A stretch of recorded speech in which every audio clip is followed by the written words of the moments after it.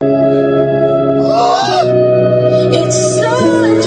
is Peja city. You're right. I think so. It's a beautiful place. I love that.